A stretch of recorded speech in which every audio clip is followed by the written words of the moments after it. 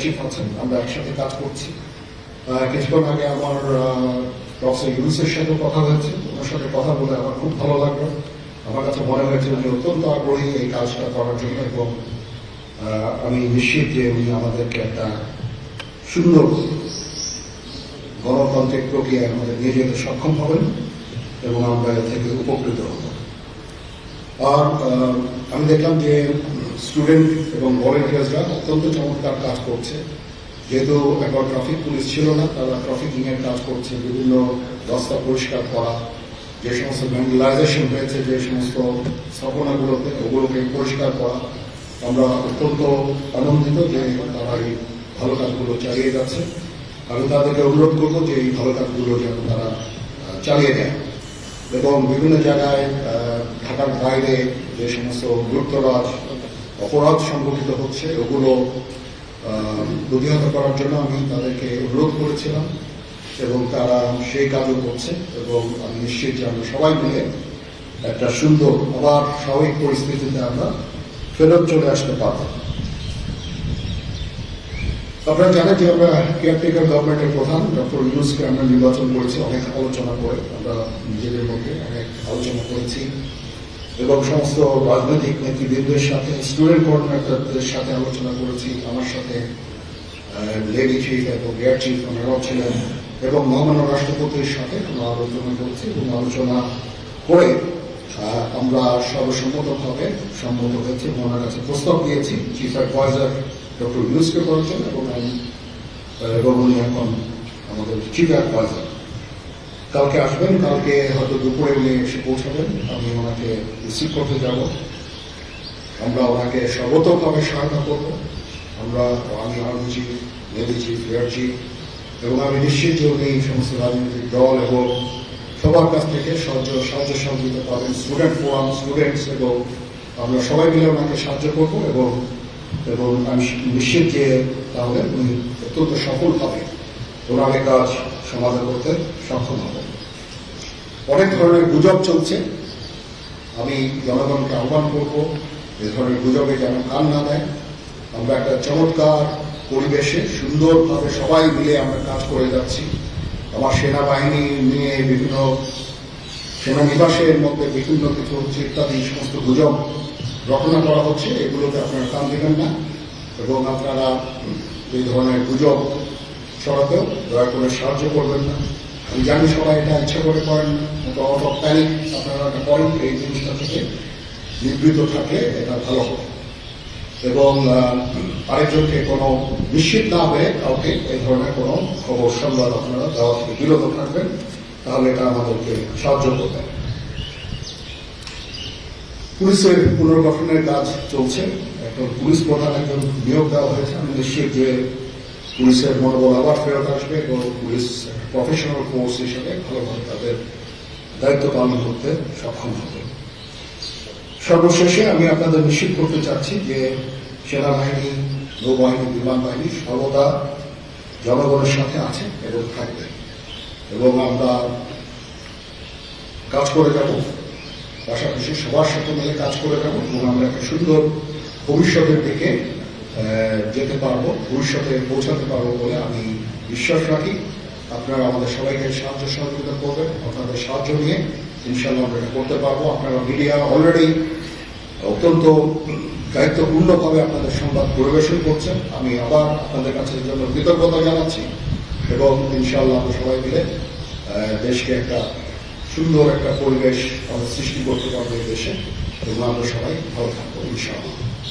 এখন আপনাদের যদি কোনো কোয়ারিজ থাকে, কোনো প্রশ্ন থাকে আমাকে করতে পারেন, আমি যদি আমার জানা থাকে আমি অবশ্যই উত্তর দিব।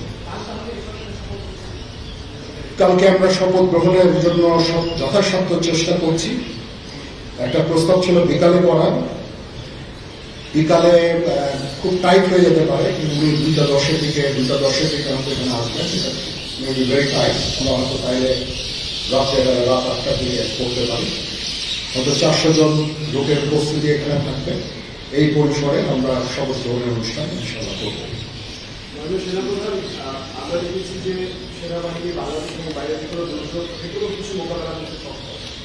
রিসেন্টলি আমরা দেখতে পাচ্ছি যে বাংলাদেশের বিভিন্ন জায়গায় দুর্বৃত্তরা ডাকাতি থেকে শুরু করে লুটতরাজ করছে। গতকাল রাতের বেলা মোহাম্মদপুর ধানমন্ডি এই এলাকাগুলোতে ঘটনা ঘটেছে রাজধানী শহরে।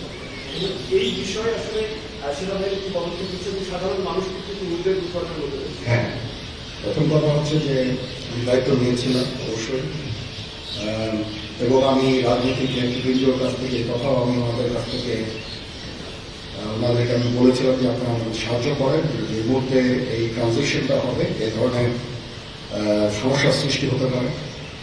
ওনারাও আমাকে বলেছিলেন যে ওনাদের যতদূর সম্ভব সাহায্য করবেন। তারপরও কিছু কিছু ঘটনা ঘটেছে। এটা ঘটার পেছনে তো কিছু কারণও আছে, এবং আমরা ইনিশিয়ালি হয়তো কিছু এরকম ঘটনা ঘটেছে, বা তারপরে এখন পরিস্থিতি কিন্তু অনেক শান্ত হয়ে আসছে। আমরা আমাদের যত স্ট্রেংথ আছে, পুলিশ কিন্তু নন এক্সিস্টিং, পুলিশ কোনো ডিউটিতে নাই। পুলিশের একটা বড় ফোর্স, এটার যে ভয়েড যেটা সৃষ্টি হয়েছে, এই ভয়েডটা সেনাবাহিনীর স্ট্রেংথ দিয়ে এটা পুরো করা সম্ভব না।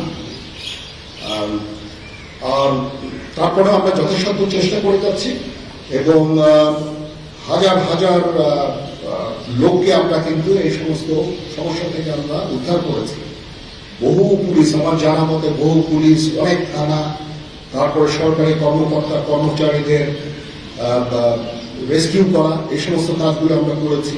আমরা যত ইম্পর্টেন্ট জায়গা যেমন বিমানবন্দর, ডিপ্লোম্যাটিক এরিয়া, সেক্রেটারিয়েট, জাজেসদের অ্যাকোমোডেশন, তারপর সেক্রেটারিদের অ্যাকোমোডেশন, এই সমস্ত গুরুত্বপূর্ণ জায়গাগুলি আমরা প্রোটেক্ট করছি, এবং বিভিন্ন জায়গায় পেট্রোলিং করা হচ্ছে। তারপরেও একটা ইনিশিয়ালি দু একদিন এটা হয়েছে, সেই জন্য আমি অত্যন্ত দুঃখিত এবং বিব্রত। যাই হোক, এটা আমার যে স্ট্রেংথ যা ছিল, এটা মেবি এয়ারফোর্সও তারা তাদের মতো করে করেছে, আমরা যথাসাধ্য চেষ্টা করেছি। তারপরও কিছু হয়ে গেছে, এটা আমার জাস্টলি আমাদের এনাফ স্ট্রেংথ ছিল না। বাট আমি নিশ্চিত যখন পুলিশ পুনর্গঠন হয়ে যাবে, তারা যখন আমার কাজে নেমে যাবে, তখন এই ভয়েডটা খুব সহজেই আমরা পূরণ করতে পারবো। পুলিশের একটা বিরাট সংখ্যক ফোর্স, পুলিশ ইজ এ বড় ফোর্স। তো এই ফোর্স যদি নিষ্ক্রিয় হয়ে যায়, সেটার ভয়েড পূরণ করা সেনাবাহিনী, বিমান বাহিনী, নৌবাহিনী সবার পক্ষে সম্ভব না। আমরা এটার জন্য ডিজাইন করব। যাই হোক, আমি নিশ্চিত যে খুব শীঘ্রই তারা পুনর্গঠিত হবে, এবং এই সমস্ত ভ্যান্ডালিজম এগুলোকে প্রতিহত করতে সমর্থ হবে। বাট আমি এটুকু আপনাদের বলছি যে যারা এই সমস্ত কাজে জড়িয়েছে, তাদেরকে আমরা আইনের আওতায় আনার সর্বোচ্চ চেষ্টা আমরা করব।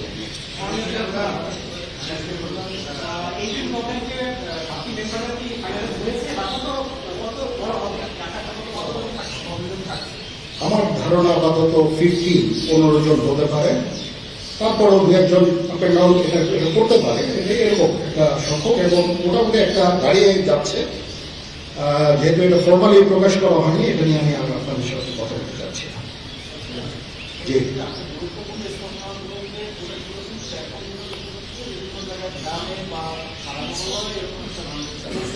হ্যাঁ হচ্ছে, বা সংখ্যা অনেক কমে এসেছে।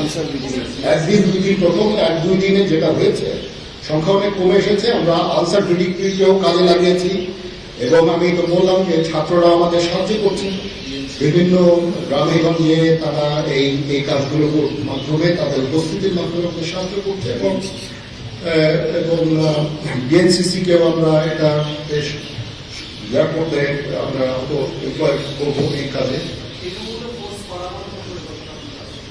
আমি আমার যত ফোর্স আছে মিলিটারি সব অল ডিপ্লয়েড, এবং তারা তাদের সাধ্য মতো এই কাজে নিয়োজিত।